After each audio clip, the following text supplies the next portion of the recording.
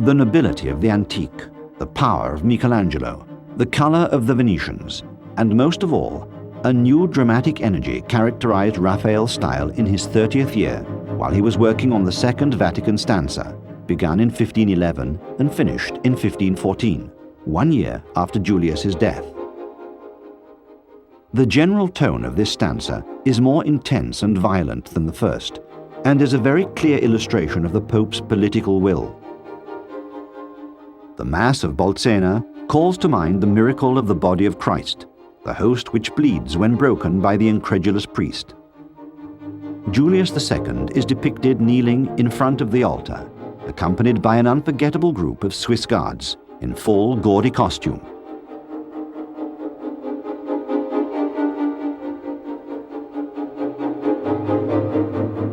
The scene which gives the room its name illustrates a passage from the Bible, in which the profaner, Helidorus, is expelled from the temple by 3 celestial creatures. The flashing light adds to the tense, violent nature of the fresco, which alludes to divine intervention protecting the church in peril. Here too, Julius II plays an active part in the scene. In 1513, while Raphael was painting the Stanza di Eliodoro, Julius died. The extraordinary fresco, the Liberation of St. Peter, a miracle of luminous, magic, nocturnal effects, silence and lunar emotions, is probably a homage to the death of the Pope and his leaving this earthly prison.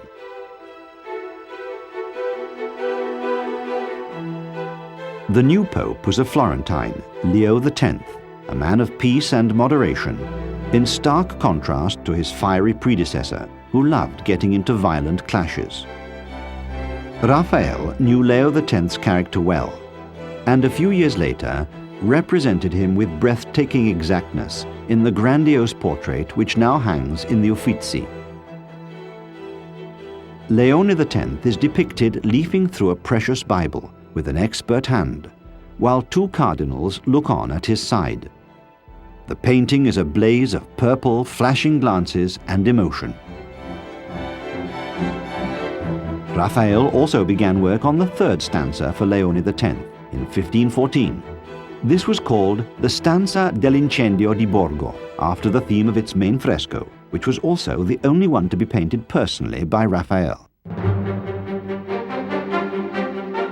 It depicts a blaze in medieval Rome and gave Raphael free rein to paint a spectacular range of gestures, costume and characters from antiquity. Raphael's fresco remained a source of inspiration for almost a century and was an obligatory reference point for Mannerist painters.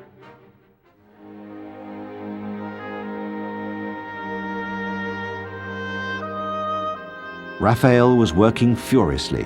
His intellectual role had broadened to encompass new horizons, such as architecture, the study of archaeology, and the preservation of the artistic heritage and the organization of increasingly ambitious decorative arrangements. A very eloquent example of the latter was his new commissions for Agostino Chigi. In the same villa on the banks of the Tiber, in which he had completed the Triumph of Galatea a few years previously, Raphael now coordinated the completion of the ornamental frescoes, leading his team in the execution of the frescoes in the Loggia of Cupid and Psyche, which they decorated with a whole host of gods. Here, nostalgia for the antique became an amusing team effort, from which the personalities of Giovanni da Udine, Giulio Romano, and Perrin del Vaga all emerge.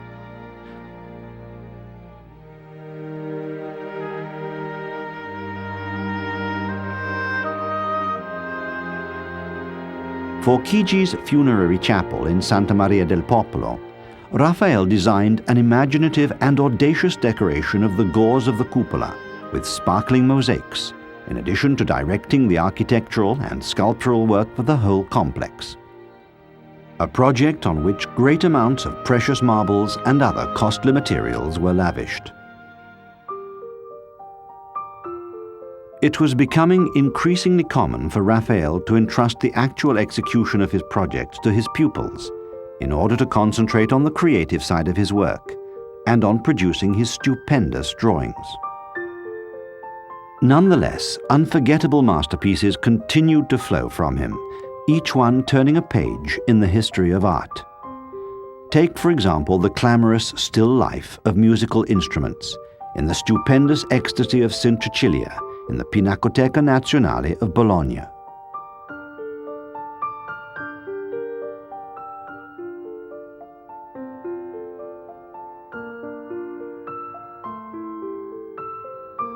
Or the dizzying, sweet vortex of beauty that is the Tondo of the Madonna della Seggiola, where the sublime perfection of its geometry harmonizes with a fresher kind of spontaneity and naturalness. There were also tens of portraits of illustrious people, each seemingly in direct conversation with the viewer. These included the friendly-looking Baldassare Castiglione, the dynamic Fedra Inghirami, the sophisticated young cardinal. Raphael also painted a portrait of himself with a friend, his oval face framed by a short black beard. And finally, we have once again the smiling face of Fornarina, the picture of demure seduction. Raphael signed this particular portrait on the band his beloved wears around her plump arm, almost by way of a caress.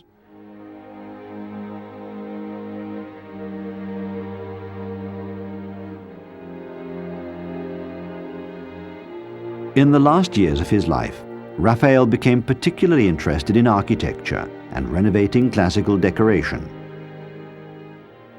One partially finished project of his is the splendid Villa Madama in Rome.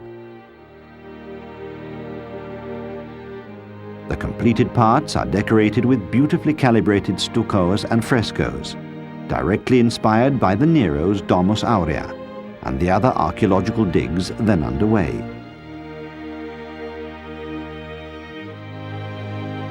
Raphael was also appointed curator of the antiquities by the Pope and planned to restore the monuments and produce a map of ancient Rome. The exaltation of the antique was reflected in the Vatican works to accompany the continual spread of palaces designed by Bramante. Cardinal Bibbiena's Loggia is the apotheosis of the ornamental genre, and is decorated with stuccos and frescoes known as grottesqueria, that is derived from the classical repertoire found in the grottos, underground caves in Nero's palace. These were also supplemented by original creations. And finally, as if in a crescendo of grandeur and complexity, we have the majestic loggias, a huge group effort in which all of Raphael's pupils and collaborators took part. A collective game of creation, compositional surprise, and the invention of new models. Raphael was now at the pinnacle of his career and had become the obligatory reference point for all artists and intellectuals. The very ideal of the Renaissance was taking shape around him. He was helping to inspire a return to a society modeled on the classical one, yet modern in its own way.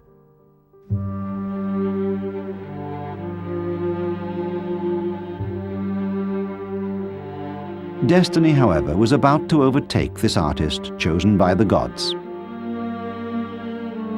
Raphael was working on a large altarpiece when a strange portent came to the Vatican. His last brushstrokes were on the grandiose Transfiguration in the Pinacoteca Vaticana. This is a very lively scene, full of impressive portents and emotions. In the lower section, the apostles and other characters move between bright color and deep shadow to emphasize the intensity of the gestures and features. The crowd is milling around a possessed boy who has been miraculously healed. Higher up, in a very rarefied atmosphere, we have the image of a radiant Christ rising toward the light, a symbol of purity and the absolute.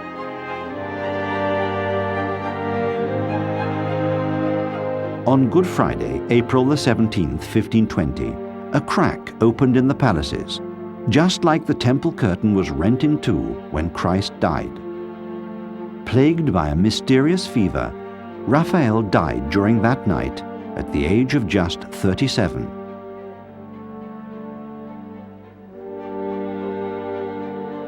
The news spread within a few days. It seemed a sign that an era had suddenly been brought to an abrupt end. Raphael made more progress on the road to achieving perfect beauty than anyone else. In fact, he almost achieved it. And now with him, beneath the cupola of the Pantheon, the temple of all the gods, is buried forever the image of the sweet nostalgia of eternal youth.